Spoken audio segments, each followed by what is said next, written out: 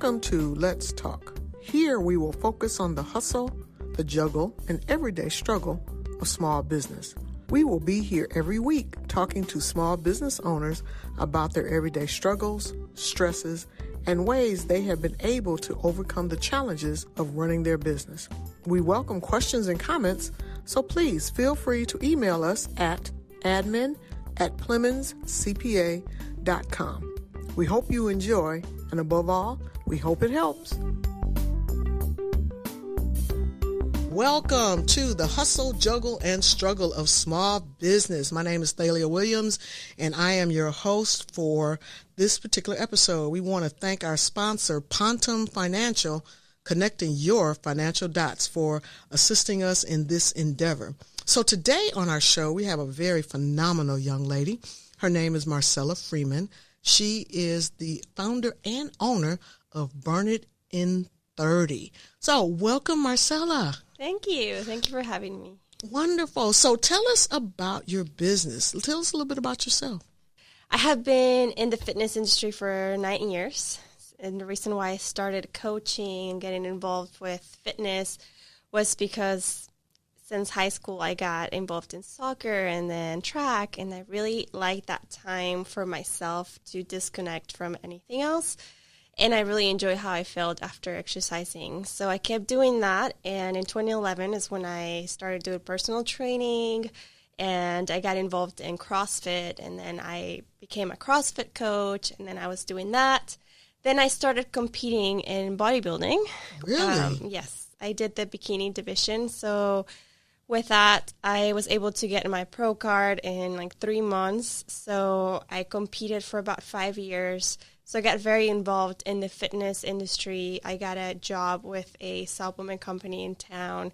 Did that for a couple of years. And then I got to the point where I wanted to do fitness full time as far as coaching and training women. So in 2015, I decided to quit my job. And that's when I went full time on my own. And 2016, I launched Burn It in 30.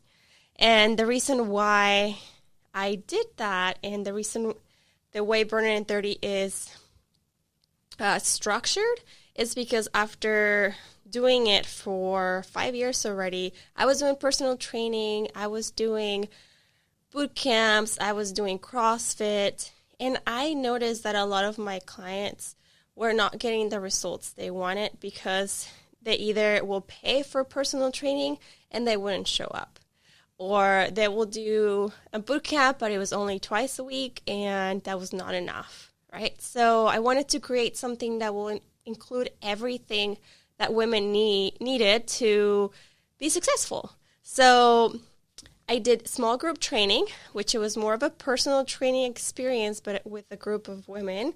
So it was a small group of 6 ladies. And adding that accountability or that community aspect was a big thing because the ladies really felt like they had a group of friends. They were waiting for them to work out together. So that was great. And then I added the nutrition aspect. So from giving them coaching, teaching them how to eat better, how to cook better at home, how to enjoy the foods that they actually like, right? And then I also included within the program that mindset and positivity, self-love aspect of fitness. I became a life coach as well, so I wanted to make sure I could give my clients a well-rounded program so that they could really see the results they needed. And not only that, but actually keep the results, right? Because a lot of the times I hear that they spend, 30, 60 days dieting and they lose 20 pounds, 30 pounds, and then they gain it right back because they were starving themselves or they were overdoing it or they were just not doing it the sustainable way. So over the years of knowing the struggles and me going through my own struggles, that's why I feel so passionate about what I do, and that's why I started Burn It in 30. And I think I went off topic, but I just wanted to give you an idea of what I'm doing. And in my personal journey, when I started competing in the bodybuilding world, I had to diet really, really strictly because I had to lose a lot of body fat, right? So I will lose about 20 to 20 pounds to compete.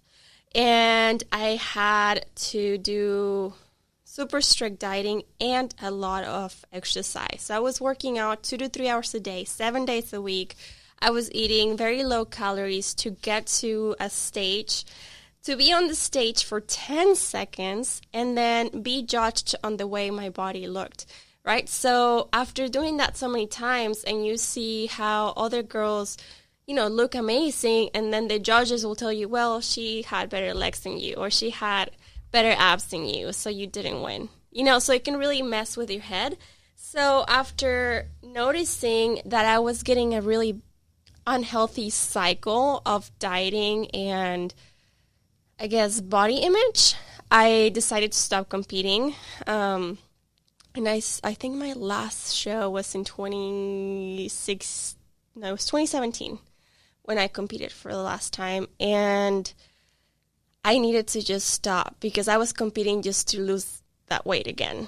Because I will lose it and then gain it right back. So after every competition, I will go and eat to a restaurant and will eat so much that I could gain those 10, 20 pounds in a matter of 2 weeks.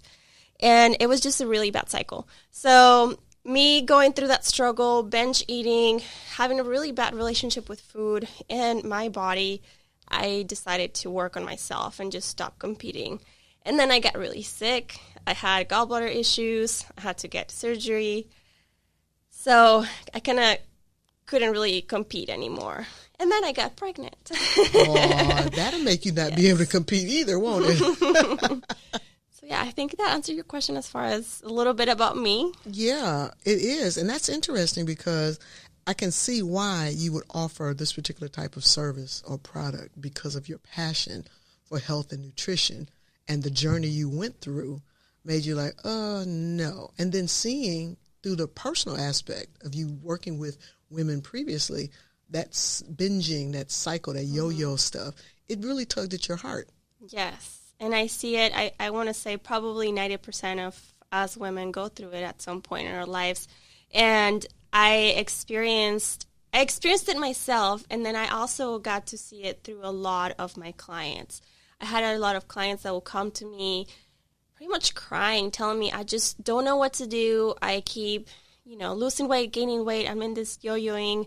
And I am so scared. I don't know what to do. I feel, lost. And that's when I kept, getting that fire in me to help those women that want to get out of that cycle and finally have food freedom, finally have a good body image and feel happy, feel strong, and feel confident. It doesn't matter if you still have weight to lose, but just knowing that you love your body in every stage and every step of the way, right? Because that's the biggest struggle, is helping women change that mindset. And then the weight loss will come, because most of my clients come to me for weight loss. And then once they're in it, they're like, oh, wow, I didn't realize I needed to change my mindset. I needed to change my relationship with food, my relationship with my body. And that's the beauty of what we do.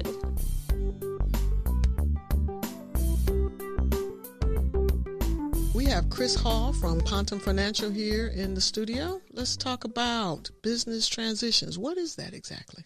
Most of the business owners, whenever we meet them, they've worked for decades to build a business or a product or a service, and they never really gave too much thought to what the out is.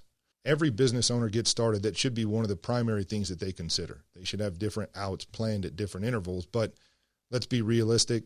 We don't really do that, myself included. So whenever you start to think about business transition, it's going to be one of several things. It could be retirement. It could be just wanting to get out of the business and do something else. It could be transitioning it to a family member or keeping it in the family. And those are some of the crucial conversations that you need to have with both family and yourself, frankly, to see what you want. Some business owners want to continue a legacy. They want that name to be carried on. So that really has an impact on sale of the business, unless it's to only family, which maybe your sons or daughters have a problem with that as well. They may not like the name. All these things run through a business owner's mind numerous times throughout the day, and most of them just never know what first step to take. Well, if we want information, how can we reach out to you? Our phone number is 210-625-4845. You can look at our website. It's pontemfinancial.com, PONTEM financial.com, or you can find us on LinkedIn and Facebook. Chris Hall is a partner with Pontem Financial and offers securities and investment products and services through Waddell & Reed, Inc., WRI, member FINRA/SIPC. Pontem Financial is a separate entity from WRI. So what have been some of your challenges in running your business? I think the biggest challenge has been trying to do it all myself. I have a really hard time delegating stuff or even asking for help. And, I started in 2016. That's when we started in January. So from doing the marketing, the running the business, being the coach, trying to do it all myself, I've had help, and even at this point I have help, but I'm still struggling making sure I have the systems down so then I can delegate, so then I can get help from my team. I can imagine that when you started this baby of yours and the dream that you had for it, it was like, okay, it's going to do this, it's going to impact this, is going to impact that, but you had no idea how much it would actually take and all the other components that you might have needed to make it as successful as you envisioned it to be. Why do you persist? What keeps you going? My clients.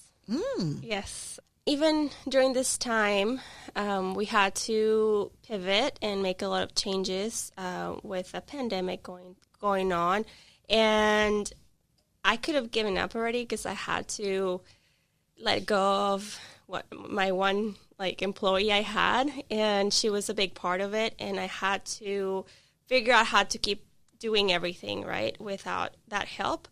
And I feel like I had a lot of people ask me, why do you keep doing it? You're barely sleeping, and on top of it, I have a baby, right?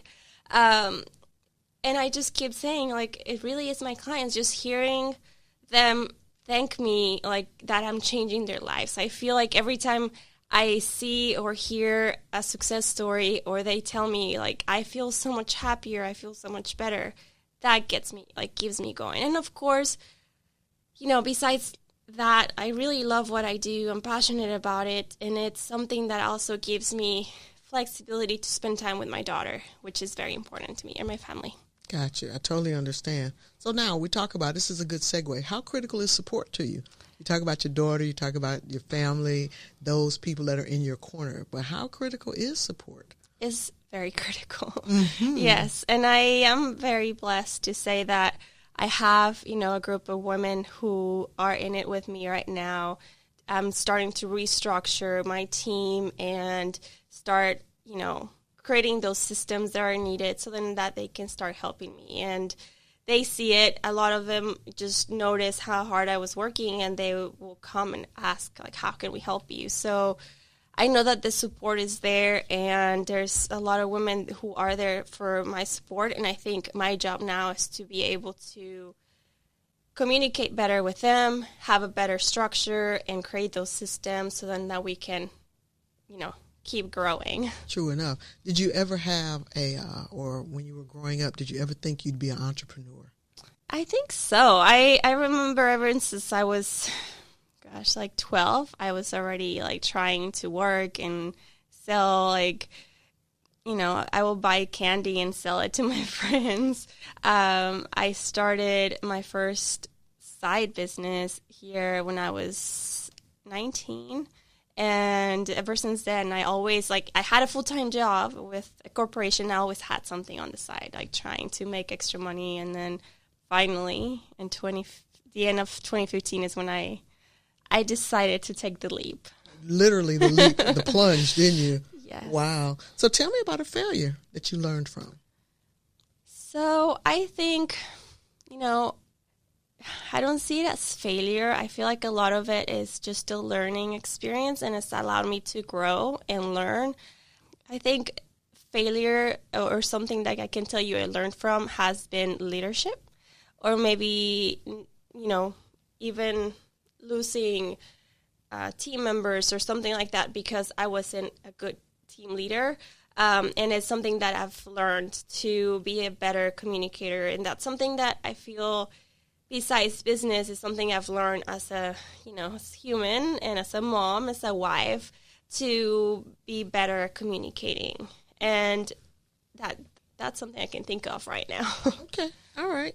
So tell us about a success that you may have learned from, something that has just taken you literally over the moon with your business. I think at this point is knowing that I'm making an impact with Burn It in 30. When I first started, and just to give you a little bit more background, I started by renting space at a gym in 2016, and I was there for a year. Then in 2017, I was under a sublease, so a friend was trying to get rid of her lease, so I went in for about 8 months to kind of see if that's something I wanted to do, because I feel like I always was scared of that brick and mortar commitment, because I wanted to make sure that was it, like that's what I wanted to really do. And comes to the end of 2017, I was burnt out. I was very tired of working from 5 a.m. until 8 p.m. and I had just gotten married. I barely saw my husband. I was like, you know what? I'm just going to take this online. I'm going to do the program online. I wasn't in love with the location where I was at. And so I did. I decided not to sign that lease, or because she wanted to just get rid of it. And I went online.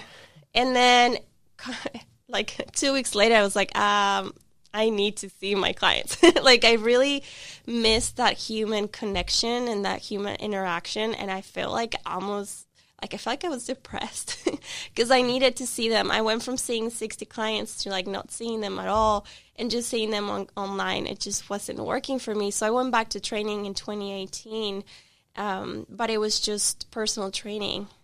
And I think one day a client of mine came back to train with me, and it was her first day training with me again, and she started crying in the middle of the session. And I went up to her, I was like, what's going on? And she told me, well, it's so hard to start over, because she had stopped working out for a while. And she told me, I'm so disgusted with myself. And she was crying, and she didn't want to keep working out. So when she told me that, she broke my heart, just hearing those words and seeing how sad she felt. That's the moment when I decided to bring Burn It in 30 back and fully offer what I had in my mind of what Burn It in 30 was, having its own location and having, the dietitian in the place, and having workshops and having that safe space where it was just us, right? It was our home. And I think that was the moment when I got like my aha moment, like this is what I want to do. And that's when I started looking for, a physical location, and we found a space, and then I got a loan, and then, here we are. So I want to say, as far as success, like we're nowhere near where we need to be, like where I see myself, but I do know that it's been every year, we've grown, or we've become better, we've made the program better, and just to say that now we have that location and we still going. That's good. To me, that's a success. No doubt. Yes. So is that what success looks like for you, or do you define success another way? I feel like I define success by knowing I'm doing my best and I am impacting a bigger group of women or more women, and knowing that there is that fulfillment, knowing that I'm making an impact and I'm doing my best. That's good. That's real good. So if you had to do it all over again, what would you do differently, if anything? I think if I could do one thing differently, it will be to start with more structured business. And I think as an entrepreneur in a small business, of a lot of entrepreneurs I know, I feel like they're on the same page as me as far as like being all over the place and you're trying to do everything and the systems are not in place. And if I could start all over, I'll make sure that's in place, like systems and what we're doing each day instead of trying to figure it out like every day. Every day, right. Yes. Almost like, okay, I'm starting over, all over, every day, all over, Yes. starting over, versus having systems, like you say, in place to assist you in moving forward instead of feeling like you're spinning your wheels by doing the same thing over and over and trying to get ahead, but you didn't get it together the day before. Now you got to try and do it again, and I got you. Okay. Yes, and I feel like, even a lot of times when you have a corporation or when I work for corporate or if there's a franchise or things like that, you have those systems already given to you and you follow them and you have someone that's telling you what to do.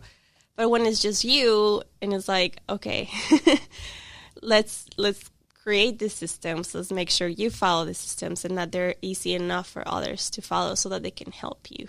Right. Exactly. So tell us, what's on the horizon? What do you got up your sleeve, Miss Marcela? So in April, actually mid-March, I launched our online program, which I had started in 2017 when I told you that I wanted to do it. But then once we opened the in-person program, I stopped doing the online because I had just had a baby. So I signed the lease for this location, and then a month later, I found out I was pregnant. So I was like, okay. So with the online program, starting back up this March, I've had a really good success with it. I've had, most of my clients are doing the online right now.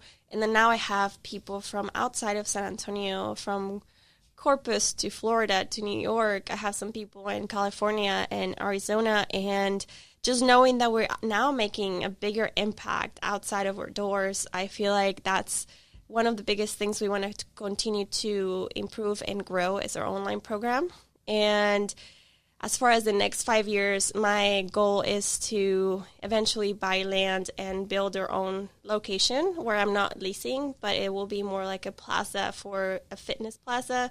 So then I can have Burn in 30 and be able to have other spaces for rent for other fitness or health providers like chiropractors or massage therapists and other things like that. So then now we can, have a space that's our own and then rent to other spaces. And from there, there's so much that we have in, as far as in our vision, from creating more cooking classes, more videos, more programs to help different stages of your fitness journey for different women. So right now it's just trying to stay on track with restructuring all of our onboarding process and our follow-up process, which is I'm doing right now. I'm switching over to a new application and software.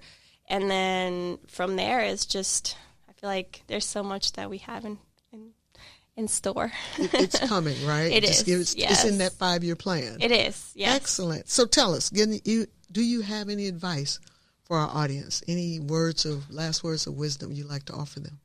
Yes, I think it goes back to doing something that you really love doing or that you feel passionate about. That might be your field, or that might be knowing that you're helping someone else succeed in whatever they do, right? So if you love what you do, I feel like you'll find a way to be successful. And regardless of what struggles you go through, just remember why you do what you do.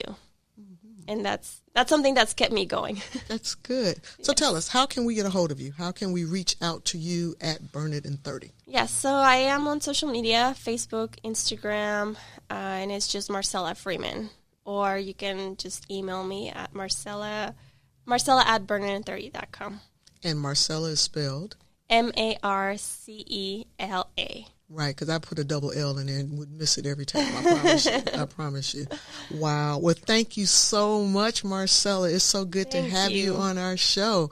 We look forward to seeing you soar beyond, okay, with Burn It in 30 and reach those 5-year goals, 10-year goals even.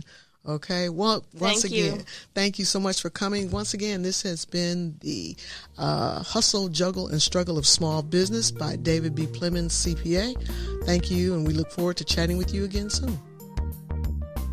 For more information about any of our guests, or if you have questions and comments, please email us at admin@PlemonsCPA.com.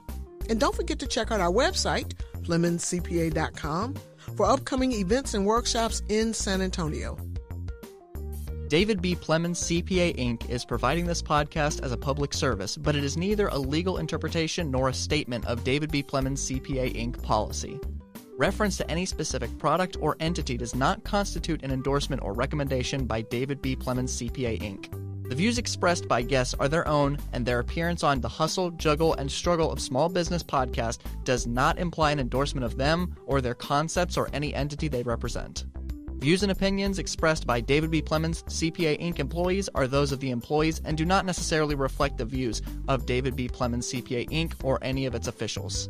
You should always consult your own investment advisors, attorneys, and accountants before making any decisions concerning your financial matters. If you have any questions about this disclaimer, please contact our office.